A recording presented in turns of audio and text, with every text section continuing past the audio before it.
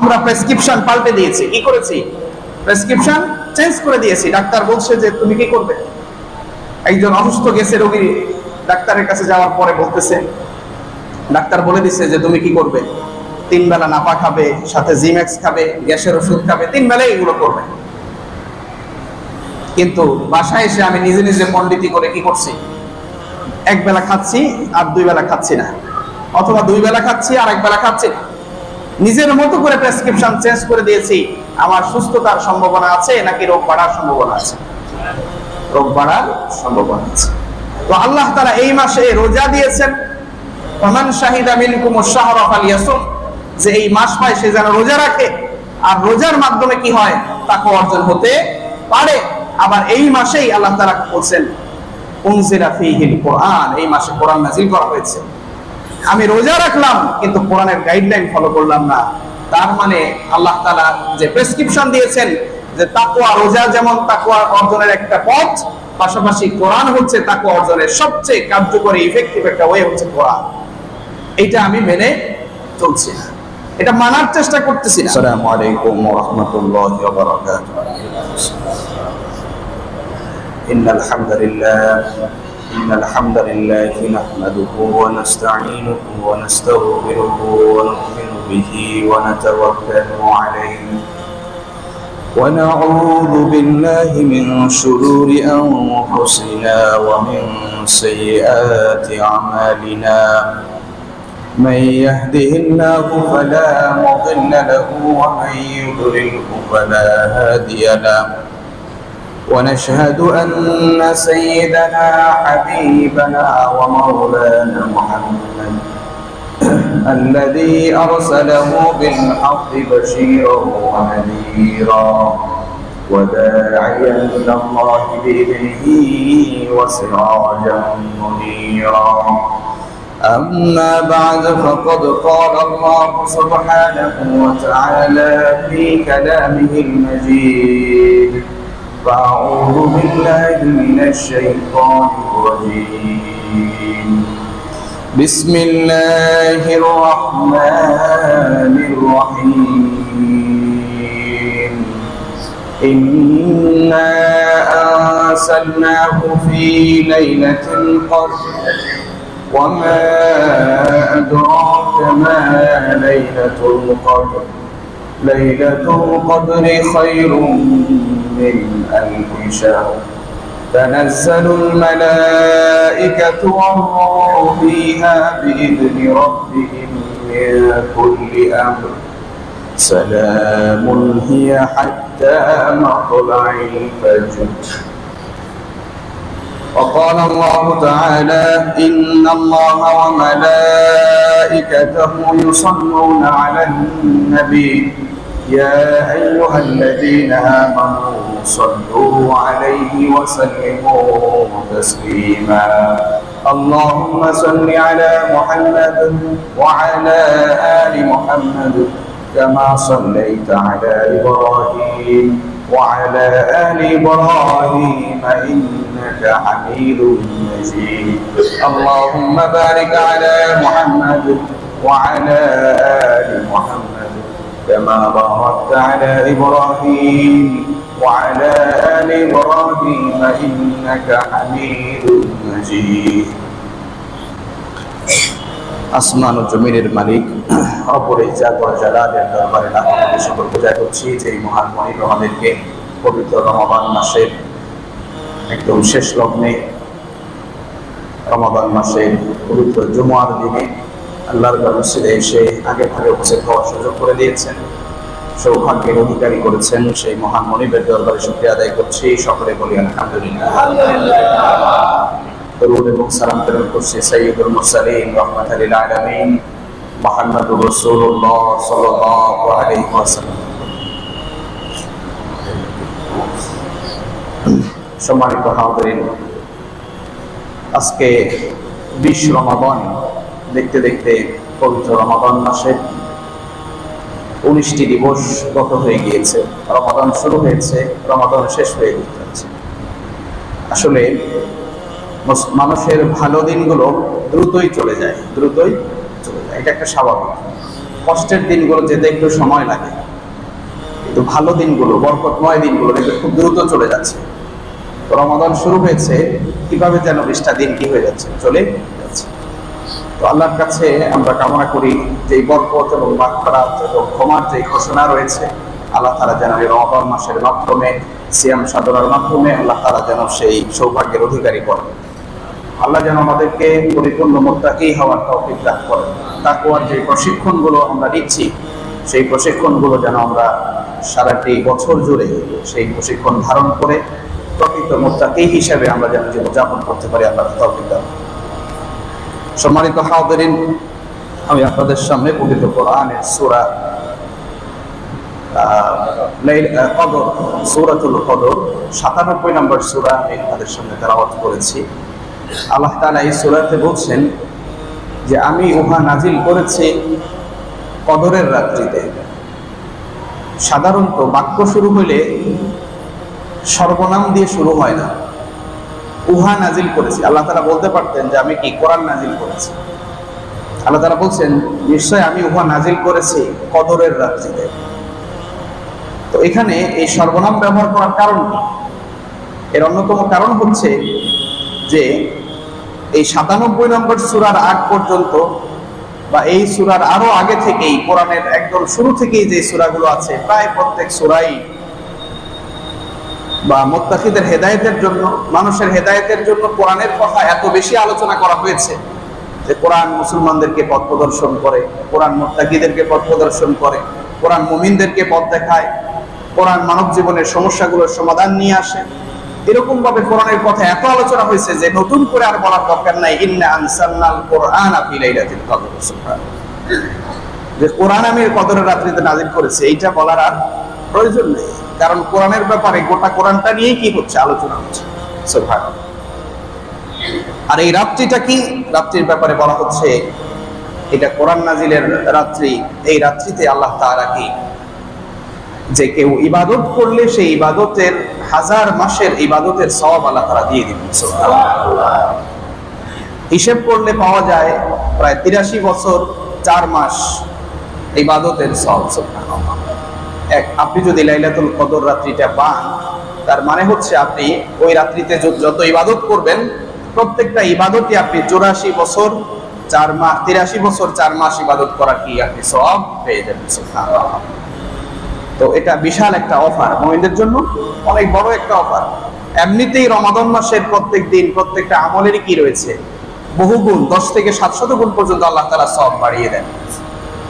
Specially আল্লাহ তাআলা বলছেন এটা এমন একটা স্পেশাল রাত্রি যে এই রাত্রিতে যদি তোমরা কি করো, এরকম ইবাদত করো, তাহলে যাই করো না কেন, ইবাদত করো, দান সাদকা করো, কোরআন তেলাওয়াত করো, যে কোনো আল্লাহর জিকির করো, যাই করো না কেন, এগুলো সবই কি হবে, 84 বছর, প্রায় 84 বছরের ইবাদতের সমান হয়ে যাবে। তাহলে এই রাত্রিটা এত গুরুত্বপূর্ণ হওয়ার কারণ কি? এবং বলা হচ্ছে যে এই রাত্রিতে ফেরেশতারা কি হয়, ফজর পর্যন্ত ফেরেশতারা আল্লাহর পক্ষ থেকে বিভিন্ন ধরনের পয়গাম নিয়ে আসে। সুবহানাল্লাহ। বিভিন্ন আদেশ নিয়ে আসে, বিভিন্ন ফয়সালাগুলো এই রাত্রিতে হয়, যে সারা বছর একজন মানুষের তার নসিবে কি কি বিষয় রয়েছে এই রাত্রিতে কি হয় নির্ধারণ করা হয়ে যায়। সুবহানাল্লাহ। আমাদের সমাজে প্রচলিত আছে যে শবে বরাতকে আমরা ভাগ্য রজনী বলি, কিন্তু আল্লাহ তাআলা কোথাও এই ধরনের কোনো কথা কোরআনে বলেন নাই বা রাসূল সাল্লাল্লাহু আলাইহি ওয়াসাল্লাম হাদিসে বলেন নাই। কিন্তু কদরের রাত্রি নামটাই কদর, কদরুন মানে ভাগ্য, কদরুন মানে কি, ভাগ্য বা নির্ধারণের রাত। যে রাত্রিতে মানুষের রিজিকের ফয়সালা হয়, যে রাত্রিতে মানুষ জীবন যাপন কিভাবে করবে সেটার ফয়সালা হয়, যে রাত্রিতে সে জান্নাতের পথে চলবে নাকি জাহান্নামের পথে চলবে সেটা নির্ধারণ হয়। তবে যেখানে কদর রাত্রি, ভাগ্য রজনী, এটা নির্ধারণ করে দিয়েছেন আল্লাহ তাআলা, সেখানে অন্য কোন রাতকে লাইলাতুল বরাত বলা বা শবে বরাত বলা বা ভাগ্য রজনী বলার কি নাই কোনো প্রয়োজন। সেটা নিয়ে আমরা আলোচনা করেছি যে লাইলাতুল বারাআত বলা যেতে পারে সর্বোচ্চ সেটাকে। বারাআত মানে মুক্তির রজনী। আল্লাহ তাআলা বিশেষভাবে শবে বরাত বা বারাত যেটা, সেই রাত্রিতে আল্লাহ তাআলা কমন সাধারণ কিছু ক্ষমার ঘোষণা দিয়েছেন, মুক্তির কিছু ঘোষণা দিয়েছেন। তো এই লাইলাতুল কদর রাত্রিটার এত মর্যাদার কারণ কি? এর কারণ হচ্ছে আল্লাহ তাআলা এই কদরের রাত্রিটা যে এত মর্যাদাবান, এটা মর্যাদা বলার আগে তার কারণটা বলে দিয়েছে। কারণটা কি? এই রাত্রিতে আল্লাহ তাআলা কোরআন নাযিল করেছেন, সুবহানাল্লাহ। আর এই রাত্রিটা কোন মাসে? এই রাত্রিটা হচ্ছে রমাদান মাসে। তার মানে রমাদান মাসে কি করা হয়েছে? কোরআন নাযিল করা হয়েছে। এই জন্য রমাদান মাসের পরিচয় করাই দিতে গিয়েও আল্লাহ সুবহানাহু ওয়া তাআলা বলছেন, শাহরু রমাদান আল্লাযী উনজিলা ফীহিল কুরআন। রমাদান মাস, যেই মাসে কি করা হয়েছে? কোরআন নাযিল করা হয়েছে। দেখেন, রমাদান মাস কুতিবা ফীহিল কুরআন ফীহিস সিয়াম ফীহাস সিয়াম, এটা বলা হয় নাই। বলা হয় নাই যে রমাদান মাস, এই মাসে রোজা ফরজ করা হয়েছে, এটা বলা হয় নাই। রমাদান মাসের পরিচয় করায় দিচ্ছেন আল্লাহ তাআলা কি বলে? যে এটা কোরআন নাযিলের মাস। এটা কি? কোরআন নাযিলের মাস। আর এই কোরআনটা কি? হুদাল লিন্নাস, মানুষের জন্য হেদায়েত। মানে কোরআন অনুসরণ করলেই হেদায়েত পাওয়া যাবে। কি পাওয়া যাবে? সঠিক পথ পাওয়া যাবে, কনফার্ম সঠিক পথ পাওয়া যাবে। মানে কোরআন যদি কেউ অনুসরণ করে, আল্লাহ তাআলা বলেন নাই যে লাআল্লাকুম তাহতাদুন, আশা করা যায় তোমরা হেদায়েত লাভ করবে, এটা আল্লাহ তাআলা বলেন নাই। আল্লাহ তাআলা বলেছেন হুদাল লিন্নাস, মানুষের জন্য হেদায়েত। কোরআন মানলে হেদায়েত পাওয়া যাবে। হুদাল লিল মুমিনিন, মুমিনদের জন্য হেদায়েত। কোরআন মানলেই মুমিনরা সঠিক পথে থাকবে। হুদাল লিল মুত্তাকিন, এটা মুত্তাকি যারা পরহেজগার আল্লাহওয়ালা হতে চায় তাদের জন্য এটা হেদায়েত। তার মানে কোরআন হেদায়েতের কিতাব। কোরআন চললে প্রত্যেকেই হেদায়েত পাবে, এটা কনফার্ম। এটা কি? দেখেন, রোজা রাখি আমরা কিসের জন্য? আল্লাহ তাআলা বলছেন রোজার মাধ্যমে তোমরা তাকওয়া অর্জন করতে পারো, বা তাকওয়া অর্জনের সম্ভাবনা রয়েছে। কুতিবা আলাইকুমুস সিয়াম কামা কুতিবা আলাল লাযিনা মিন ক্বাবলিকুম লাআল্লাকুম তাত্তাকুন। যারা আরবি জানেন, এখানে লাআল্লাহ শব্দ ব্যবহার করা হয়েছে। লাআল্লাহ মানে কি? যেটা কনফার্ম নয়। যেটা কি নয়? কনফার্ম নয়, সম্ভাবনা আছে যে তোমাদের উপরে রোজা ফরজ করা হয়েছে, আশা করা যায় সম্ভবত তোমরা কি করতে পারো? মুত্তাকি হতে পারো, সম্ভবত। লাআল্লাকুম মানে রোজার মাধ্যমে আপনি তাকওয়া অর্জন করতে পারবেনই, এটা আল্লাহ তাআলা বলেন নাই। কিন্তু কোরআন মানলে আপনি তাকওয়ার পথ খুঁজে পাবেন, হেদায়েতের পথ খুঁজে পাবেন, এটা কনফার্ম। আল্লাহর পক্ষ থেকে কনফার্মেশন দেয়া হচ্ছে। কিন্তু আমরা এই যে রোজার মাসে দেখা যায় যে রোজা রাখি, তারপরেও কি রাখি? গুনাহের কাজ কেউ কেউ চলতে থাকে, যার যেটা চলছে কিছু কমায়, কিন্তু একদম বাদ দেয় না। রোজা শেষ হয়ে যায়, আল্লাহ বলছে এই রোজার মাস পার হয়ে গেলে এই রোজা পুরো সিয়াম সাধনার মাসটাই হচ্ছে তাকওয়ার একটা ট্রেনিং এর মাস। তো তাকওয়ার ট্রেনিংটা আমরা নিচ্ছি। কিভাবে তাকওয়ার ট্রেনিং নিচ্ছি? নানাভাবে নিচ্ছি। দিনের বেলা হারাম খাবার আমরা হালাল খাবার কিন্তু আমরা খাচ্ছি না। কেন খাচ্ছি না? আল্লাহর আদেশ, এই জন্য খাচ্ছি না। এটা আল্লাহর ট্রেনিং, যে আল্লাহর আদেশ মেনে আমি হালাল জিনিস থেকেও কি থাকছি? দূরে। স্ত্রীদের সাথে মেলামেশা করা হালাল, কিন্তু আল্লাহ তাআলা একটা নির্দিষ্ট টাইম বেঁধে দিয়েছেন যে এই টাইমে এটাও করা যাবে না। কোন ধরনের খাবার এই সময় খাওয়া যাবে না। কোন ধরনের পানীয়, সেটা যতই হালাল টাকা দিয়ে কিনেন না কেন, এই পানীয় খাওয়া যাবে না। এর কারণ কি? আপনি আজান দেয়া বা ইফতারের 1 মিনিট আগে, 1 সেকেন্ড আগেও আপনি ইফতার করছেন না। এগুলোই হচ্ছে কি? তাকওয়ার ট্রেনিং, তাকওয়ার প্রশিক্ষণ। তো এই সারাটা মাস আপনি প্রশিক্ষণ করছেন, করার পরে ঈদের দিন ডুগি তবলা নিয়ে মিউজিক সানাই বাজিয়ে এই যে গাড়ির উপরে একদল লোক কি করতেছে? ঘোরাফেরা করছে, মিউজিক বাজাচ্ছে, কনসার্ট করতেছে। ঈদের দিনই বোরকা টোরকা খুলে গিয়ে রাস্তাঘাটে গিয়ে বেপরদা হয়ে হাসতেছে। রোজাদারেরা কারা? রোজাদারেরা। ঈদের দিন মানুষের ঝগড়াঝাটি হচ্ছে, বিবাদ হচ্ছে, অ্যাক্সিডেন্ট হচ্ছে, নানা রকমের সমস্যা হচ্ছে। বা রোজা শেষ হয়ে গেলেই সুদখোররা সুদের কারবার শুরু করে দিচ্ছে। কেউ কেউ রোজা রেখেও করে, রোজা রেখে আরো অন্যান্য কাজও করে। এই যে রোজার এই যে সাময়িক যে ধর্ষণের ঘটনাগুলো ঘটছে, এটা কোন মাসে ঘটছে? রোজার মাসে ঘটছে। আরো যে অন্যায়গুলো হচ্ছে কোন মাসে হচ্ছে? রোজার মাসেই হচ্ছে। এবার রোজা শেষ হয়ে গেলে তো আরো পুরোদমে চলতেছে। তার মানে বোঝা যায় আল্লাহ তাআলা যে বলছে লাআল্লাকুম তাত্তাকুন, তোমরা আশা করা যায় তাকওয়া অর্জন করতে পারবে, তার মানে সবাই তাকওয়া অর্জন করতে পারছে না। প্রবলেম কোথায়? সমস্যা কোথায়? তাকওয়ার সমস্যাটা কোথায়? তাকওয়ার সমস্যা হচ্ছে আল্লাহ তাআলা বলছেন যালিকাল কিতাবু লা রাইবা ফীহি হুদাল লিল মুত্তাকিন। সমস্যাটা এখানে। আল্লাহ তাআলা বলছেন যে এইটা এমন একটা কিতাব যার ভিতরে কোনো সন্দেহের অবকাশ নেই। হুদাল লিল মুত্তাকিন, এটা মুমিনদেরকে, মুত্তাকিদেরকে তাকওয়ার পথে পরিচালিত করার জন্য কি করা হয়েছে? এটা নাজিল করা হয়েছে। মানে আপনি তাকওয়া পাবেন যদি কোরআন মেনে চলেন। আপনি সঠিক পথে চলবেন যদি আপনি কোরআন কি করেন, মেনে চলেন। আপনি ভালো মুমিন হতে পারবেন যদি আপনি কোরআন মেনে চলেন। আপনি ভালো মানুষ হতে পারবেন, হুদাল লিন্নাস। আপনি ভালো মানুষ হতে পারবেন আপনি যদি কি তাকওয়ার নীতি অবলম্বন করে চলেন। আপনি ভালো মুসলমান হতে পারবেন, হুদাল লিল মুসলিমিন, যদি আপনি তাকওয়ার পথ অবলম্বন করে চলেন বা এই কোরআন যদি আপনি অনুসরণ করেন। আপনি এই সকল দিকের হেদায়েত কি আপনি পেয়ে যাবেন, এটা আল্লাহর পক্ষ থেকে নিশ্চয়তা দেয়া। তো আমরা প্রেসক্রিপশন পাল্টে দিয়েছি, কি করেছি, প্রেসক্রিপশন চেঞ্জ করে দিয়েছি। ডাক্তার বলছে যে তুমি কি করবে, একজন অসুস্থ গেছে রোগী ডাক্তারের কাছে যাওয়ার পরে বলতেছে, ডাক্তার বলে দিচ্ছে যে তুমি কি করবে, 3 বেলা নাপা খাবে, সাথে জিম্যাক্স খাবে, গ্যাসের ওষুধ খাবে, 3 বেলায় এগুলো করবে। কিন্তু বাসায় এসে আমি নিজে নিজে পণ্ডিতি করে কি করছি, 1 বেলা খাচ্ছি আর 2 বেলা খাচ্ছি না, অথবা 2 বেলা খাচ্ছি আর 1 বেলা খাচ্ছি না। নিজের মতো করে প্রেসক্রিপশন চেঞ্জ করে দিয়েছি। আমার সুস্থতার সম্ভাবনা আছে নাকি রোগ বাড়ার সম্ভাবনা আছে? রোগ বাড়ার সম্ভাবনা আছে। তো আল্লাহ তাআলা এই মাসে রোজা দিয়েছেন, ফামান শাহিদা মিনকুমুশ শাহরা ফালিয়াসুম, যে এই মাস পায় সে যেন রোজা রাখে। আর রোজার মাধ্যমে কি হয়, তাকওয়া অর্জন হতে পারে। আবার এই মাসেই আল্লাহ তাআলা বলেন উনজিলা ফীহিল কোরআন, এই মাসে কোরআন নাযিল করা হয়েছে। আমি রোজা রাখলাম কিন্তু কোরআনের গাইডলাইন ফলো করলাম না, তার মানে আল্লাহ তাআলা যে প্রেসক্রিপশন দিয়েছেন যে তাকওয়া, রোজা যেমন তাকওয়া অর্জনের একটা পথ, পাশাপাশি কোরআন হচ্ছে তাকওয়া অর্জনের সবচেয়ে কার্যকরী ইফেক্টিভ একটা ওয়ে হচ্ছে কোরআন। এইটা আমি মেনে চলছি না, এটা মানার চেষ্টা করতেছি না, এটা বোঝার চেষ্টা করতেছি না। এই কোরআনে কি আছে এটা আমরা বোঝার কি করি না, চেষ্টা করি। অথচ আমাদের কাছে যখন কোনো চিঠি আসে কত মনোযোগ দিয়ে আমরা পড়ি। অফিস থেকে, মন্ত্রণালয় থেকে, অথবা যে কোনো একটা, যেখানে আপনি চাকরি করেন সেখান থেকে একটা চিঠি আসছে, কত গুরুত্ব দিয়ে সেটা পড়েন, বোঝার চেষ্টা করেন কি গাইডলাইন দেওয়া হয়েছে, সেখানে কি কি বলা হচ্ছে, কত গুরুত্বের সাথে আমরা পড়ি। কিন্তু রব্বুল আলামিনের পক্ষ থেকে আল্লাহ তাআলা তিনি কি করেছেন, আল্লাহ রাসূল আমাদের কাছে একটা মেসেজ নিয়ে আসছেন, বার্তা নিয়ে আসছেন, যেই বার্তাটা পড়লে আমার জান্নাতের পথ কি হবে, প্রশস্ত হবে।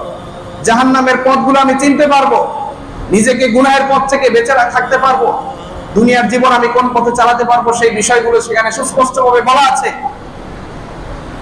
কিন্তু আমি সেই মেসেজগুলোকে গুরুত্বপূর্ণ মনে করছি, যার কারণে প্রতিনিয়তই আমি ধোঁকার সম্মুখীন হচ্ছি।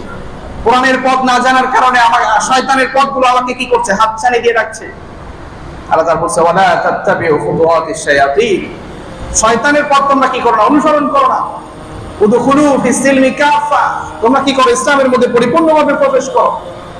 এভাবে আল্লাহ তাআলা বিভিন্ন ভাবে আমাদেরকে বলছেন কোরআন মেনে চলার জন্য, কোরআনের পথে চলার জন্য, কোরআন বুঝার জন্য, কোরআন নিয়ে স্টাডি করার জন্য। আল্লাহ তাআলা ধমক দিচ্ছেন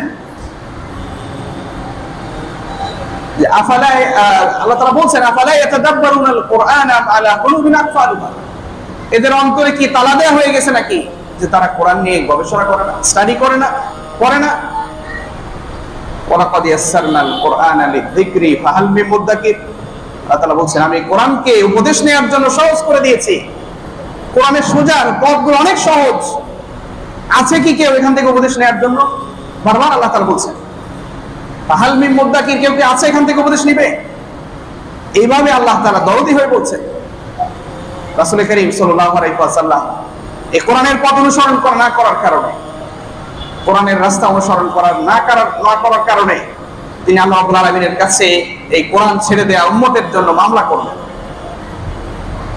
তিনি বলবেন ইয়া রাব্বি ইন্না কওমি ইত্তাখাযুল কুরআনা মাহজুরা, যে এই সম্প্রদায়গুলো, এই সম্প্রদায়ের লোকেরা তারা কি করেছে, কোরআনকে ছেড়ে দিয়েছে। তাদের জীবনে কোরআন কি ছিল না, গুরুত্বপূর্ণ বিষয় ছিল না। তারা নানা রকম পথ, মত, সেকুলারিজম, কমিউনিজম, নানা রকম মত, বহু মত তারা অনুসরণ করেছে, কিন্তু কোরআনের পথে চলে নাই, কোরআন মেনে চলে নাই। তারা কোরআন ছেড়ে দিয়েছিল। অতএব আমি এদের ব্যাপারে কিয়ামতের দিন কি করবে, আল্লাহ রাসূল আমাদের নামে মামলা করে দিবেন। নাউযুবিল্লাহ, কত ভয়ঙ্কর কথা। তো এই কোরআন আমাদের মেনে চলতে হবে। এই কোরআনের সাথে যারা যখনই সম্পৃক্ত ছিল তারা কি হয়েছে, সম্মানের আসনে আসীন হয়েছে। আমরা দেখেছি যে রাত্রিতে কোরআন নাযিল হয়েছে সেটা হয়ে গেছে সবচেয়ে শ্রেষ্ঠ রাত্রি, হাজার মাসের চেয়ে উত্তম। যেই মাসে কোরআন নাজিল হয়ে গেছে সেটা হয়ে গেছে সবচেয়ে সর্বশ্রেষ্ঠ মাস। সেই মাসের ইবাদতের সওয়াব বহু বহু গুণে আল্লাহ তাআলা কি করে দিচ্ছেন, বাড়িয়ে দিচ্ছেন। যেই ফেরেশতার মাধ্যমে কোরআন নাজিল হয়েছে, সেই ফেরেশতা জিবরিল আমিন, যাকে বলা হচ্ছে সাইয়্যিদুল মালায়েকা, ফেরেশতাদের সর্দার হয়ে গেছেন তিনি। সুবহানাল্লাহ। জিবরিল আমিন তার দেহ অবয়ব রাসূলুল্লাহ সাল্লাল্লাহু আলাইহি ওয়াসাল্লাম স্বচক্ষে দুইবার দেখেছিলেন। কয়বার? দুইবার দেখেছিলেন। একবার দেখেছিলেন ওহী নাজিলের একদম শুরুর দিকে গারে হেরাতে তিনি দেখেছিলেন জিবরিল আমিন এত বিশাল, তার 600 ডানা, গোটা আসমান বিস্তৃত হয়ে কি হয়ে গেছে দেখা গিয়েছে। সুবহানাল্লাহ। এই একই সূরতে আবার দেখেছিলেন মেরাজের রাত্রিতে সিদরাতুল মুনতাহার আগে, সেই জায়গায় তিনি এভাবে দেখেছিলেন। তো তার এই এত সম্মানের কারণ কি? কারণ হচ্ছে তার মাধ্যমে আল্লাহ তাআলা তার হাবিবের কাছে কোরআন নিয়ে আসছে। এই কোরআন যে নবীর উপরে নাজিল হয়েছে তিনি হচ্ছেন সাইয়্যিদুল আম্বিয়া ওয়াল মুরসালিন, সমস্ত নবীগণের সর্দার হয়ে গিয়েছেন। সুবহানাল্লাহ। কোরআন যে জাতির উপরে নাজিল হয়েছে, রাসূলুল্লাহ সাল্লাল্লাহু আলাইহি ওয়াসাল্লাম বলেন খায়রুল কুরুনি করনি সুম্মা আল্লাযিনা ইয়ালুনাহুম, সেই জাতিকে রাসূল বলেন আমার এই জাতি হচ্ছে সেরা জাতি, শ্রেষ্ঠ জাতি। সুবহানাল্লাহ। তো এইভাবে কোরআনের সাথে যারাই যখন সম্পৃক্ত হয়েছে তারাই আল্লাহর কাছে মর্যাদার আসনে আসীন হয়েছে। কোরআন যারা শিখে, কোরআন যারা পড়ে, কোরআন যারা শিখায়, তাদের ব্যাপারে রাসূলুল্লাহ সাল্লাল্লাহু আলাইহি ওয়াসাল্লাম বলেন খায়রুকুম মান তাআল্লামাল কুরআন, যে তোমাদের মধ্যে সর্বশ্রেষ্ঠ হচ্ছে সেই ব্যক্তি যে নিজে কোরআন শিখে এবং অন্যদেরকে কি করে, শিক্ষা দেয়। তো দেখেন কোরআনের কারণে সবার মর্যাদা বাড়ছে। আর কোরআন থেকে দূরে যারাই থাকবে, যখনই থাকবে, তারা অপমানিত হবে, লাঞ্ছিত হবে। আজকে মুসলমানদের দিকে তাকান, গোটা বিশ্বের মুসলমানদের দিকে তাকান, বাংলাদেশের মুসলমানদের দিকে তাকান। আজকে আমরা কোরআন থেকে দূরে থাকার কারণে, বহু মত এবং পথ অনুসরণ করার কারণে, কোরআন ছেড়ে দেওয়ার কারণে আজকে আমরা কি করতে পারছি না, কোরআন আমাদেরকে সম্মানিত করতে পারছে না। আমাদেরকে বলা হচ্ছে কুনতুম খায়রা উম্মাহ, তোমরা হচ্ছে সর্বশ্রেষ্ঠ জাতি। কিন্তু আমাদের দিকে তাকাইলে কি বোঝা যায় আমরা খায়রা উম্মাহ? আমরা যেখানে বাংলাদেশে বসে আজকে লাইলাতুল কদরের জন্য আমরা কদর তালাশ করছি, আমরা কিভাবে ইতিকাফ করব সেই চিন্তা করতেছি, কিভাবে জুমার নামাজে আসবো, ওযু গোসল করে রেডি হচ্ছি, আমরা সামনে ঈদ আছে, ঈদের কেনাকাটার জন্য প্রস্তুতি নিচ্ছি। কিন্তু একটু আপনাদের পাশের দেশের দিকে একটু তাকান, দেখেন আপনাদের পাশেই এই আরব বিশ্বের একটি দেশ ফিলিস্তিন, সেখানের মুসলমানরা আছে কি অবস্থার মধ্যে দিয়ে আছে। তাদের শিশুদেরকে কি করা হচ্ছে, হত্যা করা হচ্ছে। এই ইহুদি নামক জানোয়ারগুলো তারা এই প্রত্যেকবার রমাদানের মধ্যে তারা কি করছে, মুসলমানদের উপরে জেনোসাইড, গণহত্যা কি তারা চালাচ্ছে, হত্যা করছে। চতুর্দিকে মুসলিম রাষ্ট্র, মিশর, সৌদি আরব, জর্ডান, তারপরে আরো যে সিরিয়া সহ আরো যে দেশগুলো রয়েছে, ইয়েমেন, সমস্ত দেশ সেখানে রয়েছে, সবগুলো মুসলমান দেশ। কিন্তু এখানে মুসলমানেরা এই মাঝখানে ছোট্ট একটা দেশ ফিলিস্তিন রাষ্ট্র, সেখানে মুসলমানরা আজকে কি হচ্ছে, নির্যাতিত হচ্ছে, চরমভাবে নির্যাতিত হচ্ছে। মুসলমান শিশুদেরকে মেরে ফেলা হচ্ছে। আমরা ইফতার করছি, তারা ইফতারের সময় হাসপাতালে বাচ্চাদেরকে নিয়ে দৌড়াদৌড়ি করছে। আমরা সাহারি করছি, সেখানে তারা মানুষ নিয়ে, তারা আহতদের নিয়ে হাসপাতালে কি করছে, দৌড়াদৌড়ি করছে। এরকম একটা অবস্থায় মুসলমান জাতির অবস্থা আজকে পরিণত হয়েছে। কিছুই করতে পারছে না মুসলমান জাতি। কেন করতে পারছে না? যেখানে কোরআনের দাপটে গোটা বিশ্ব কি হয়েছিল, ইসলামের আলোয় আলোকিত হয়েছিল। কোরআনের শাসন দিয়ে অর্ধ জগৎ কি করেছিলেন, শাসন করেছিলেন খলিফাতুল মুসলিমিন ওমর ইবনে খাত্তাব রাদিয়াল্লাহু তাআলা আনহু। কিন্তু আজকে সেই কোরআন কোথায়, সেই ইসলাম কোথায়? কারণ মুসলমানরা আজকে কোরআন মেনে চলছে না, কোরআনটাকে তাদের জীবনের প্রায়োরিটি হিসেবে ধারণ করছে না। কোরআন দিয়ে সমাজ চালাইতে হবে এটা তারা মনে করছে না। আজকে যদি এই দেশে কোরআনের রাষ্ট্র থাকতো, কোরআন দিয়ে রাষ্ট্র পরিচালিত হতো, তাহলে এই দেশ থেকে রাষ্ট্রীয়ভাবে মুজাহিদদেরকে পাঠানো হতো ফিলিস্তিনের মাটিতে ইহুদিদেরকে ধ্বংস করে দেওয়ার জন্য। আজকে যদি এটা ইসলামী রাষ্ট্র হতো, তাহলে তারা জাতিসংঘ সহ সব দেশের উপরে তারা কি করতো, এই ধরনের বার্তা তাদের সেখানে পাঠিয়ে দিত। তো ধন্যবাদ জানাচ্ছি, বর্তমান সরকারও অন্তত একটা বার্তা হলেও কি করে দিয়েছে, পাঠিয়ে দিয়েছে, যেটা আমরা ইতিপূর্বে দেখি নাই। ইতিপূর্বে রাষ্ট্র সরকারগুলো এটা করার সাহস করে নাই। কিন্তু বর্তমানে আমরা এতটুকু সুবল পেয়েছি যে আমরা কি এরকম একটা জিনিস। তাহলে দেখুন, যদি মুসলমানরা কোরআনের পথে চলে আসে, কোরআনের হেদায়েত গ্রহণ করে নেয়, তাহলে নিঃসন্দেহে একদিন এই দেশের, এই গোটা বিশ্ব কি হবে, মুসলমানদের অধীনে আসবে। আর কোরআন দ্বারা এই বিশ্ব শাসন হলে প্রত্যেকেই কি থাকবে, ভালো থাকবে। মুসলমান যেমন ভালো থাকবে, একজন অমুসলিমও কি থাকবে, ভালো থাকবে। মুসলমান যেমন তার অধিকার ফিরে পাবে, অমুসলিমরাও তাদের অধিকার কি ফিরে পাবে। কোরআন থাকলে একটা ইনসাফ ভিত্তিক সমাজ কি হবে, কায়েম হবে। ইয়াদিলুহু আকরাবু লিত্তাকওয়া। বলা হচ্ছে যারা ইনসাফ কায়েম করে, যারা আদালত কায়েম করে, তারা মূলত তাকওয়ার খুবই কি কাছে আছে। তো তাকওয়াপূর্ণ সমাজ যখন হবে, সেই সমাজে কি থাকবে? আদালত থাকবে, ইনসাফ থাকবে। আল্লাহ তাআলা আমাদের বুঝার তৌফিক দান করুন, আমিন। সম্মানিত হাজিরিন, এভাবে আমাদেরকে কোরআন মেনে চলতে হবে। শুধু সিয়ামের মাধ্যমে আমাদের তাকওয়া অর্জন হবে না, শুধু সিয়াম দ্বারাই তাকওয়া হবে না। সিয়াম তাকওয়ার একটা প্রশিক্ষণ, প্র্যাকটিস।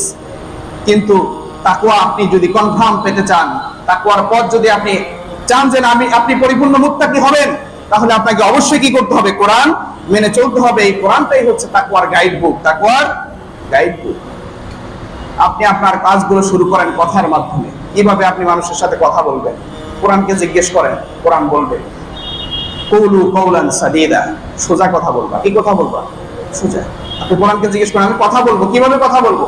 কোরআন বলবে তুমি সোজা কথা বলবা, ঘুরায় পেঁচায় কথা বলবা না।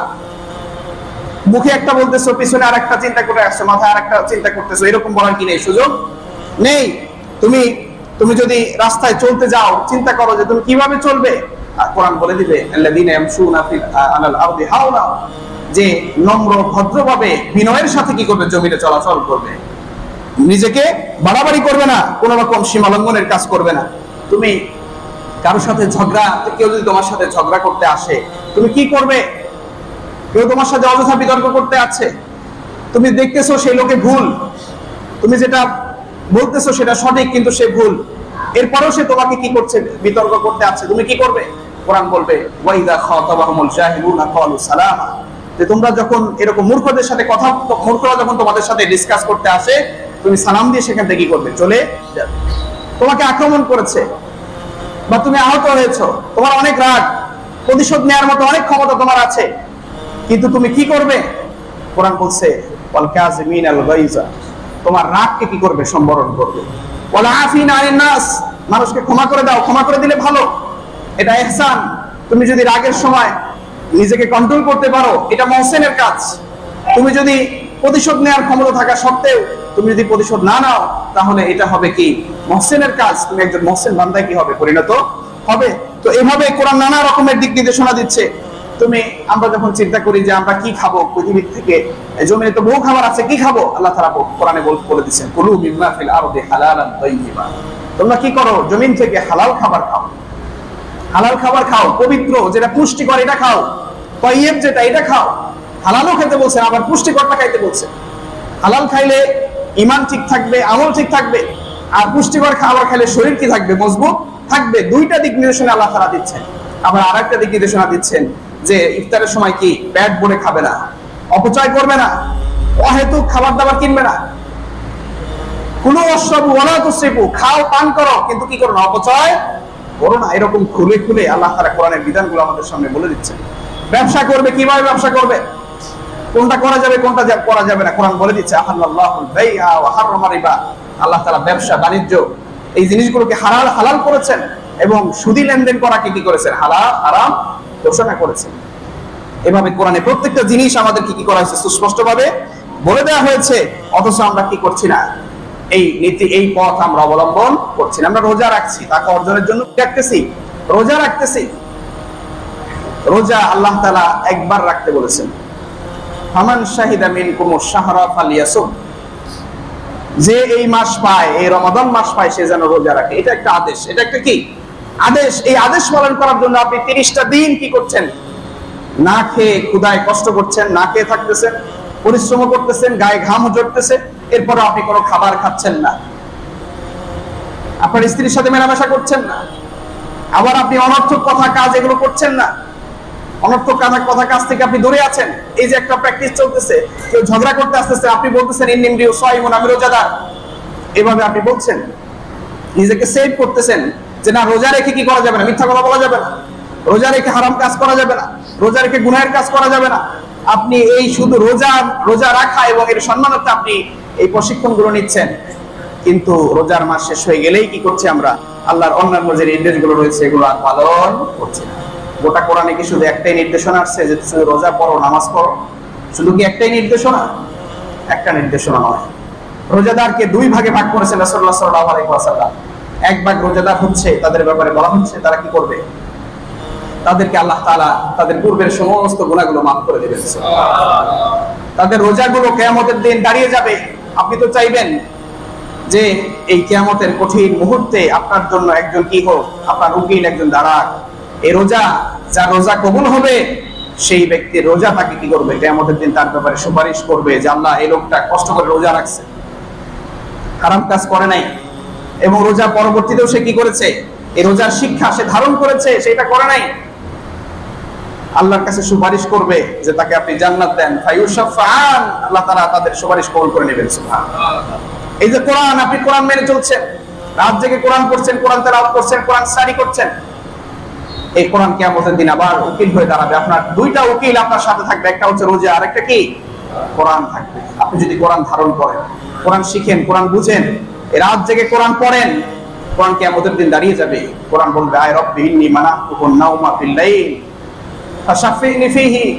হে রব, এই রাত্রি জেগে কোরআন পড়েছে, রাতে ঠিকমতো ঘুমায় নাই, কোরআন শুনছে, কোরআন পড়ছে, কোরআন স্টাডি করছে, তাহাজ্জুদ করছে, কিয়ামুল লাইল করছে, লম্বা লম্বা সময় কোরআন তেলাওয়াত করছে, রাতে ঠিকমতো ঘুমাইতে দেইনি আমি।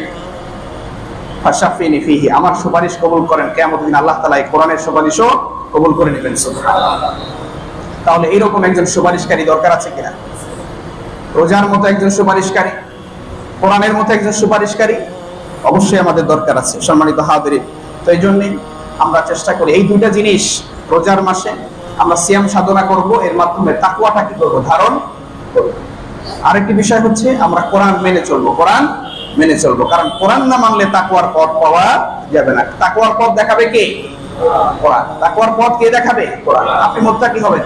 তাকওয়া কি জিনিস আমরা মনে হয় আলোচনা করেছিলাম। তাকওয়া হচ্ছে কি করা? নিজেকে সেভ করা, ওয়াকায়া, নিজেকে সেভ করা, কোন ক্ষতিকারক জিনিস থেকে নিজেকে কি করা, সেভ করা। আমার ক্ষতিকারক জিনিস কি আছে? আমার ঈমানের ক্ষতি করে কুফর, শিরক, এগুলো থেকে দূরে থাকা। আমার আমলের ক্ষতি করে কি? শিরক, বিদআত, এগুলো আমার আমলের ক্ষতি করে। কবিরা গুনাহগুলো আমার আমলের ক্ষতি করে। এই জিনিসগুলো থেকে নিজেকে সেভ করাটা হচ্ছে কি? তাকওয়া। আর এই তাকওয়ার পথ পাবেন আপনি কোথায়? কোরআনুল কারীমের ভিতরে আপনি এই তাকওয়ার পথ পাবেন। হুদাল লিল মুত্তাকিন, এই কোরআনটা হচ্ছে কি? মুত্তাকিনদের জন্য পথ প্রদর্শন।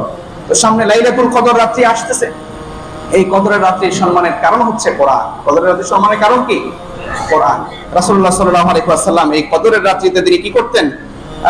বিশেষ করে এই পুরো রমাদান জুড়ে তিনি ইতিকাফ করতেন। কি করতেন? প্রথম শেষ দশকে তিনি কি করতেন? ইতিকাফ করতেন। এই ইতিকাফের উদ্দেশ্য কি? ইতিকাফের উদ্দেশ্য হচ্ছে লাইলাতুল কদর তালাশ করা। কি করা? লাইলাতুল কদর তালাশ করা।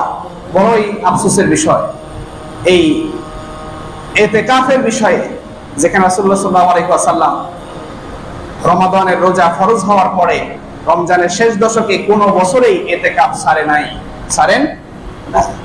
আর আমরা তার উম্মত, আমরা কোন বছরেই ইতিকাফ করি নাই রোজা ফরজ হওয়ার পরে। আমাদের উপরে রোজা ফরজ হওয়ার পরে কোন বছরেই ইবাদত করি নাই, এই সংখ্যাটাই বেশি।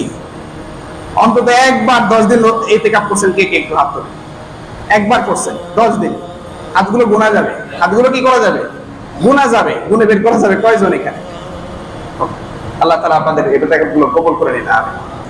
বেশিরভাগই আমরা করি না, আমরা অনেক ব্যস্ত। আমরা কি অনেক ব্যস্ত, সংসার, পরিবার, ব্যবসা বাণিজ্য, কাজ কর্ম, অনেক কিছু নিয়ে ব্যস্ত। অথচ মুহাম্মদুর রাসূলুল্লাহ সাল্লাল্লাহু আলাইহি ওয়াসাল্লামের মতো ব্যস্ততা কি আমার বেশি আছে?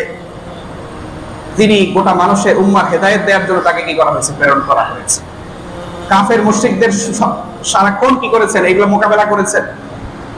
তারপর মানুষের হেদায়েতের পথে আহ্বান করেছেন, একটা এগুলো করেছেন। তিনি সেরা স্বামী ছিলেন, সেরা পিতা ছিলেন। একজন ভালো পিতার বৈশিষ্ট্য যদি খুঁজতে চান, তাহলে আপনি মুহাম্মদুর রাসূলুল্লাহ সাল্লাল্লাহু আলাইহি ওয়াসাল্লামের দিকে তাকান। আপনি যদি একজন ভালো স্বামী খুঁজে পেতে চান, তাহলে মুহাম্মদুর রাসূলুল্লাহ সাল্লাল্লাহু আলাইহি ওয়াসাল্লামের দিকে তাকান। আপনি যদি একজন ভালো রাষ্ট্রপ্রধান খুঁজতে চান, ভালো রাজনীতিবিদ খুঁজতে চান, একজন ভালো সমাজ সেবক, সংস্কারক খুঁজতে চান, আপনি মুহাম্মদ রাসূলুল্লাহর চেয়ে উত্তম সমাজ সংস্কারক আর পাবেন না। তার চেয়েও আপনি অনেক ব্যস্ত হয়ে গেছি, অনেক ব্যস্ত। আমাকে সারা যেন চলে না। অথচ আমি এখন শেষ হয়ে গেলে আমার পৃথিবী থেমে থাকবে? আমার পৃথিবী থেমে থাকবে না, আমার পৃথিবী চলতে থাকবে। পৃথিবী থেমে থাকবে না। আপনি মারা গেছেন, আপনার ঘর সংসার পরিবার আল্লাহ তাআলা তাদের দায়িত্ব নিয়ে নিয়েছেন। তারা তাদের স্বাভাবিক গতিতে তারা কি চলতে থাকবে। তো আমরা তো মরে যাচ্ছি না, মাত্র 10 দিনের জন্য একান্তই আল্লাহর নৈকট্য হাসিলের জন্য আমরা কি করব? নিজেদেরকে মসজিদের মধ্যে সীমাবদ্ধ রাখবো? বিশেষভাবে এই 10টা দিন কি করে দিব, অক্ষ করে দিব। আজকেই সুযোগ। কি সুযোগ? আজকেই সুযোগ। এই বছরের সুযোগটা কবে? আজকে। মান কাওমা লাইলাতুল কদরি ঈমানাও ওয়া ইহতিসাবান গুফিরা লাহু মা তাকাদ্দামা মিন যামবি।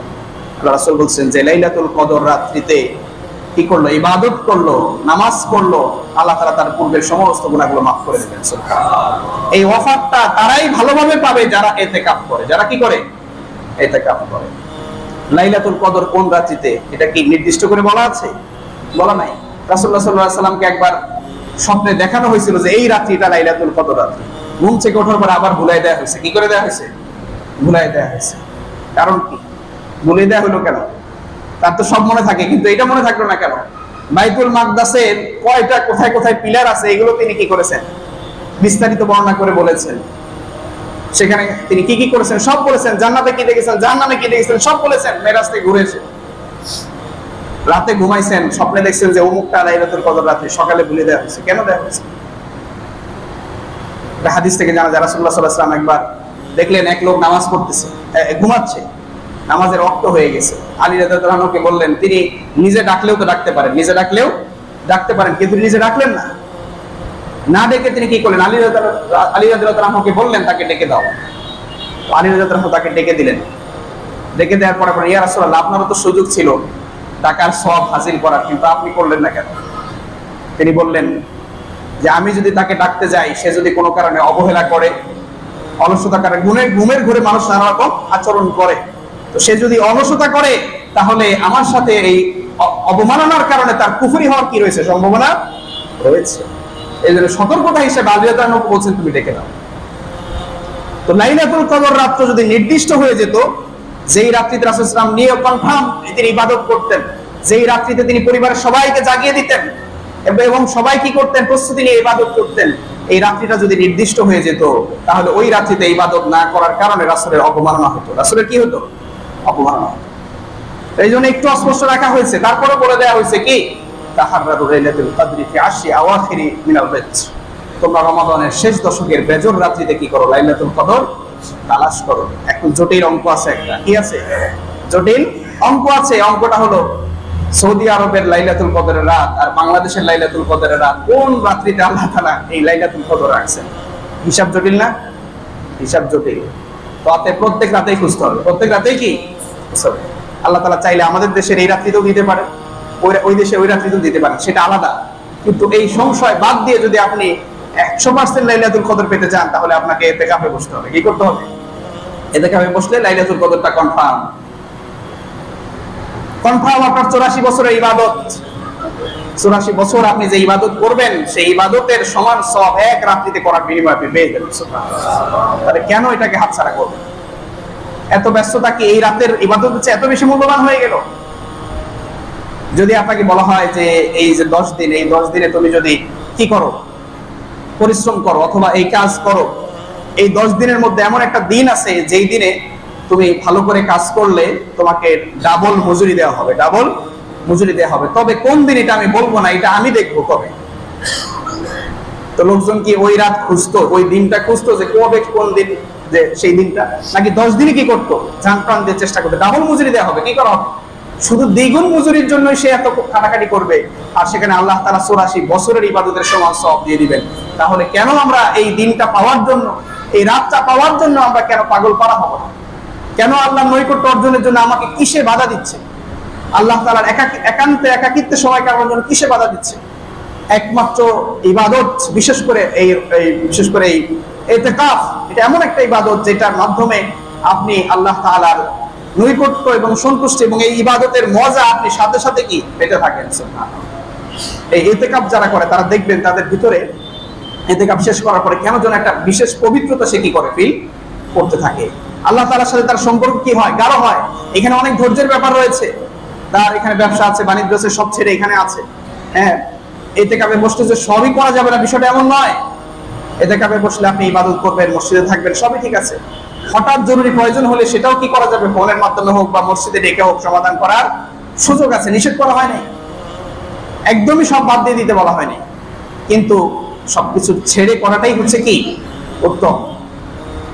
আপনার এখানে খাবার দাবার অন্যান্য কাজ সবই তো ওপেন রাখা হয়েছে। জাস্ট আপনাকে কি করতে হবে? একটা জায়গায় 10টা দিন একটা মসজিদ বা একটা নির্দিষ্ট এরিয়াতে আপনাকে কি থাকতে, এটা আমাদেরকে শয়তান আমাদের জন্য অনেক কঠিন করে দিয়েছে। অনেক ব্যস্ততা আমাদেরকে আমাদের সামনে নিয়ে আসে যে তোমার বাসায় বাজার করে দিবে কে, তোমার এই সমস্যা হওয়ার সম্ভাবনা আছে।